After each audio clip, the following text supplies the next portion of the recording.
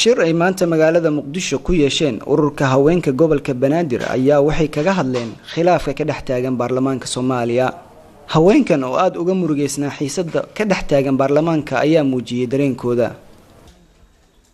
waxaan maanta isugu nimid annagoo ah haweenkii Muqdisho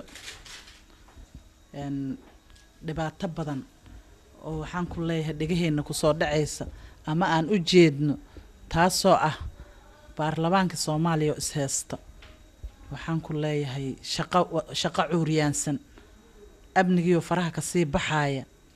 haddaan nahay haweenka Soomaaliyeed iyo dhalinyarada Soomaaliyeed waxaan rabnaa inaan halkaan baaq uga soo jeedino baarlamaanka Soomaaliya.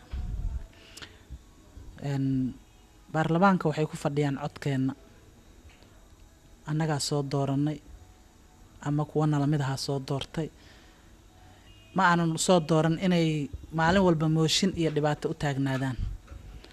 waxaan idinka codsanaynaa inaad joojisaan waxa aad wadaan oo maalin walba waxaan ku leeyahay horteena taagan.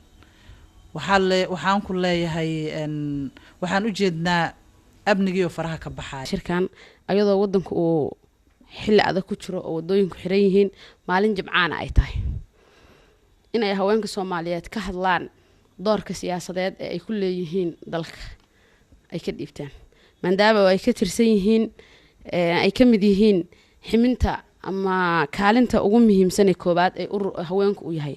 haweenkuna uu yahay garsoorka ama dhexdhexaadinta markay rag is qabtaan. waxaan rabnaa inaan annagoo aan fiirinayna xaaladda dalku ku jiro haddii ay tahay mid amniyeed iyo mid caafimaad iyo mid siyaasadeed oo dalka dibadiisa iyo dalka gudihiisaba annaga oo og inay culays badan uu saaran yahay ma garanaysaa madax bannaanidayadii iyo horumarkayagii aanu ka dhaqaaqi laanahay haddana in ay dhexdayadii ka bilaabatay isqa qabsi siyaasadeed. sida aynu wada ognahay dhammaanteen ama shanta qaaradoodba laga ogyahay ama qaaradda Afrika laga ogyahay waxa is casilay ra'iisul wasaarihii Jamhuuriyadda Itoobiya. wuxuuna isku casilay waxay ahayd marxalad la soo gudboonaatay because solution buu noqdaa asagu. dalkiisa waxaa lagu qiyaasaa in 70 milyan ilaa 85 waxa aad dhagaheena u dhibay oo aad noo tiiraanyeeyay maalin walba in madaxda qaranka ay is haysato. maalin walba la leeyahay mar waxa lagu dhagan yahay ra'iisul wasaarihii qaranka waxa lagu dhagan yahay gudoomiyihii Jawaari waxa lagu dhagan yahay madaxweynihii wadankan 27 sano wuxuu u soo jiray is siyaasadeed. waxaan ka codsanaynaa madaxda qaranka in ay u tanasulaan shacbigooda. waxaan nahay hooyooyin Soomaaliyeed ma heesano wada aan marno wada walba way xirantahay ee ku taala magaalada Muqdisho. jidcadayaashu waxa la dhiga dhagxaan wadooyinkii waxa la yiri qof aan edikaar lahayn in dawladdu u shaqeynin ma mari karto.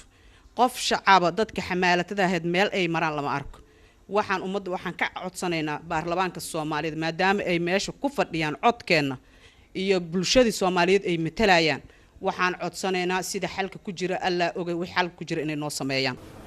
maalmihii ugu dambeeyay magaalada Muqdisho waxaa ka soconayay mooshin la isku mari waayay kaas oo ay ku kala qaybsameen xildhibaanada baarlamaanka Soomaaliya. Maxamed Cumar Axmed, Somali Cable, Muqdisho.